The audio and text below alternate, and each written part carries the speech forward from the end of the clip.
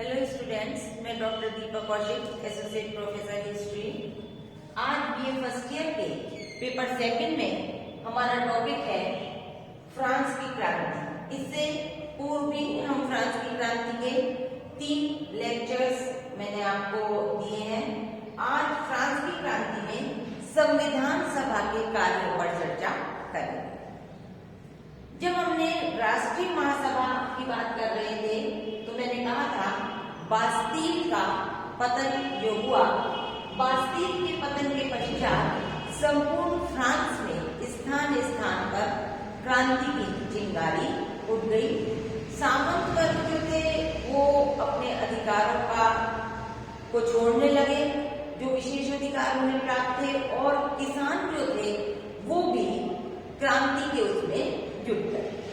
अब यहाँ पर जो संविधान सभा के कार्य पर चर्चा करते हैं तो हम देखते हैं कि विशेष अधिकारों का अंत। जो कुलीन और सामंत वर्ग थे उन्हें जो विशेष अधिकार मिले हुए थे, जो उन्हें सामंतवादी अधिकार मिले हुए थे, जो गांवों से, चर्चों से धर्मांश वसूल किया करते थे, न्यायाधीशों को जो विशेष अधिकार मिले हुए थे, उनका उन्होंने स्वतः परित्याग कर दिया।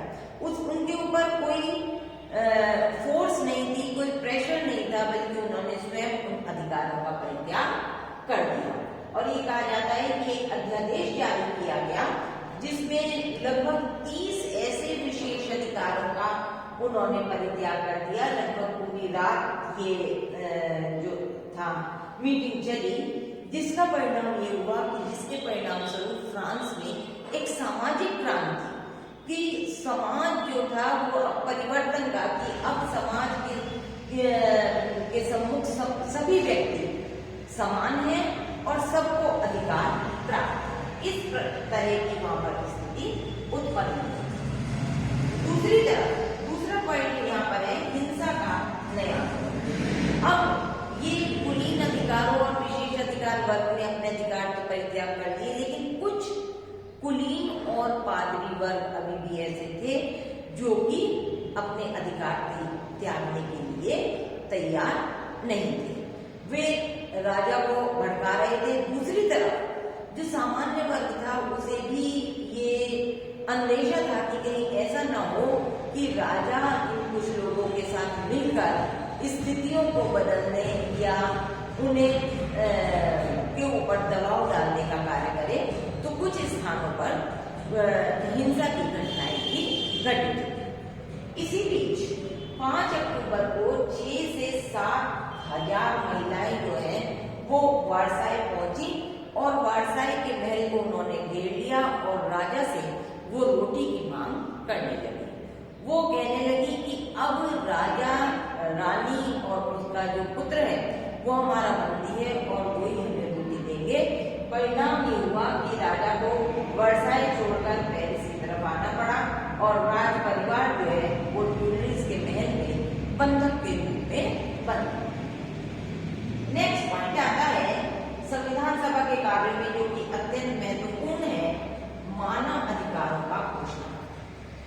इसमें संविधान सभा ने 26 अगस्त को राष्ट्रीय असेंबली जो थी, इसने नागरिकों के अधिकारों की घोषणा का एक घोषणा पत्र तैयार किया। वो जो घोषणा पत्र था उसमें 17 धाराएं थी और इसमें इन धाराओं में मानव की स्वतंत्रता हो, चाहे बोलने की स्वतंत्रता हो, चाहे लेखन की स्वतंत्रता हो, प्रेस की स्वतंत्रता हो, विचार प्रकट करने की स्वतंत्रता हो, धर्म संबंधी स्वतंत्रता हो, सब चीजों को पर व्यक्ति को अब स्वतंत्र कर दिया गया। उसका राज्य की निरंकुश शासन से कोई उसमें हस्तक्षेप नहीं हुआ। तो ये जो घोषणा पत्र था इसे 18वीं शताब्दी के राजनीतिक सिद्धांत जो थे उन पर विशेष रूप से एम्फेसिस या बल डाला गया। ये जो घोषणा पत्र बनाया गया इसमें अमेरिकी संविधान के अधिकारों के प्रारूप या का प्रभाव हमें देखने को मिलता है, क्योंकि अमेरिकी जो उपनिवेश थे जब वो स्वतंत्र हुए तो उसमें भी जिन अधिकारों की बात कही गई, जो उन्हें स्वतंत्रता प्रदान की गई, उनको इस मानव अधिकार घोषणा पत्र में भी स्थान दिया गया। अब फ्रांस के जो लोग थे उन्हें राजनीतिक, सामाजिक और संवैधानिक अधिकार प्रदान किए गए। ये कहा जाता है कि ये जो फ्रांसीसी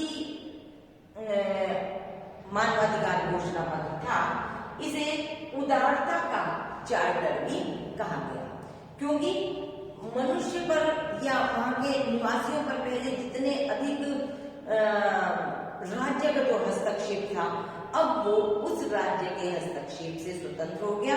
स्वतंत्र रूप से सोचने, विचार करने, अपने धर्म के संबंध में सोचने, इन सब बातों के लिए वो स्वतंत्र हो गए। अन्य महत्वपूर्ण कार्य इन संविधान सभा ने इन कार्यों के अलावा कुछ अन्य महत्वपूर्ण कार्य भी किए, जिनमें की जो एक महत्वपूर्ण अधिकार था वो था कि प्रारंभ में जो प्रोटेस्टेंट धर्म के मानने वाले थे उन्हें ही नागरिकता का अधिकार दिया जाता था, लेकिन अब जो यहूदी वहां पर निवास कर रहे थे उन्हें भी नागरिकता का अधिकार प्रदान किया जाने लगा इस घोषणा पत्र के माध्यम से। और साथ ही मताधिकार का जो क्षेत्र था वो विस्तृत हुआ, लेकिन अभी भी संपत्ति को मताधिकार के क्षेत्र में महत्वपूर्ण माना गया। महिला अधिकारों की बहुत अधिक बात नहीं की गई, महिलाओं को कोई विशेष अधिकार प्राप्त नहीं हुए, और न ही मजदूरों को हड़ताल करने का अधिकार दिया गया। नया संविधान जो बना उसमें लोक प्रभुत्व को महत्वपूर्ण स्थान दिया गया कि अब जनता की आवाज, जनता के विचार ही कानून है, और साथ ही साथ शक्ति पृथक्करण का सिद्धांत, जिसका कि रूसो और मॉन्टेस्क्यू, वोल्टेयर वगैरह जिसकी वकालत कर रहे थे कि जो लोगों को अधिकार दिए जाए या जो संविधान बनाया जाए वो ऐसा बने जिसमें कि व्यवस्थापिका, कार्यपालिका और न्यायपालिका इन्हें अलग अलग रखा जाए, एक दूसरे का हस्तक्षेप ना हो या उसमें राज्य का हस्तक्षेप ना हो। तो इस बात को भी नए संविधान में स्थान दिया गया। इसके अतिरिक्त राजा के अधिकारों की बीच में बात की गई कि राजा को अब राज्य की ओर से वेतन दिया जाएगा। राजा जो है वो फ्रांस का राजा ना होकर फ्रांसीसी जनता का राजा होगा। हालांकि राजा को अपने जो मंत्री हैं उन्हें निर्वाचित करने का भी अधिकार होगा, और कुछ उसे निषेधाज्ञा भी प्रदान की गई कि यदि वो किसी चीज को उसे सही नहीं लगती तो उसे कानून बनने से कुछ वर्षों के लिए रोक सकता है। तो इस प्रकार संविधान सभा ने कुछ महत्वपूर्ण निर्णय लिए।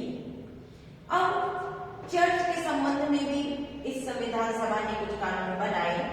अब चर्च जो कि पहले राज्य की संपत्ति हुआ करता था, अब वो राष्ट्र की संपत्ति हो गया। उस पर वो राज्य की संपत्ति मैंने गलत बता दिया, जिस पर केवल पादरियों का अधिकार रहता था, अब वो किसकी संपत्ति हो गया? राष्ट्र की संपत्ति हो गया। जनता का या फ्रांसीसी लोग जो हैं, जो यह संविधान बनाया जाएगा उसके अनुसार ही वो कार्य करेगा। बिशप जो थे प्रारंभ में उनकी संख्या 113 थी, वो अब केवल घटकर 83 रख दी गई, और ये जो धर्माधिकारी हुआ करते थे उन्हें अब चर्च की ओर से वेतन न मिलकर राज्य की ओर से वेतन मिलने लगा। साथ ही पोप से नियुक्ति संबंधी अधिकार भी छीन लिए गए। केवल कुछ बिशप की नियुक्ति का उन्हें अधिकार दिया गया, लेकिन इस बात से पोप जो थे वो सहमत नहीं थे, और राजा भी जो लुई 16 था वो भी इस बात के लिए तैयार नहीं थे, और ये कहा जाता है कि उसने बहुत भारी मन से इस अध्यादेश पर साइन किए। अब इस सब घटनाक्रम को देखते हुए राजा को ये लगने लगा कि अब फ्रांस जो है वो क्रांति के बिल्कुल उसमें आ गया है। वहां पर प्रत्येक व्यक्ति, जनसाधारण, इवन सेना तक जो है वो सब परिवर्तन के इच्छुक है, तो अतः उसने फ्रांस से गुपचुप तरीके से पलायन करने का प्लान बनाया और 20 जून 1791 को वो वेश बदलकर रात्रि के समय में अपनी रानी और परिवार के साथ वरेन पहुंच गया। लेकिन फ्रांस की जनता को इस बात का पता चल गया, वो उन्हें वापस पेरिस ले आए। लेकिन इसी बीच जो महत्वपूर्ण घटनाक्रम घटा कि अभी तक संविधान सभा अपना कार्य कर रही थी, संवैधानिक तरीके से सब कार्यों की बात हो रही थी। अब फ्रांस में एक नई जो चीज या नई व्यवस्था कहना चाहिए वो उभर कर आई, वो थी फ्रांस में गणतंत्रवाद। अब गणतंत्र की स्थापना की बात कही जा रही है। और अब जो हमारा नेक्स्ट टॉपिक होगा वो फ्रांस में गणतंत्र की स्थापना के संबंध में होगा। आशा है कि मुझे आप ये राष्ट्रीय महासभा, जो कि बाद में सबसे संविधान सभा हो गई थी, इसके कार्यों को आप अच्छी तरह से समझ चुके होंगे। और इसके बाद हम देखेंगे कि आगे फ्रांस की क्रांति में अन्य कौन कौन से कदम उठाए गए और कैसे वहां पर उनके परिणाम स्वरूप क्या क्या परिवर्तन आता है। Thank you.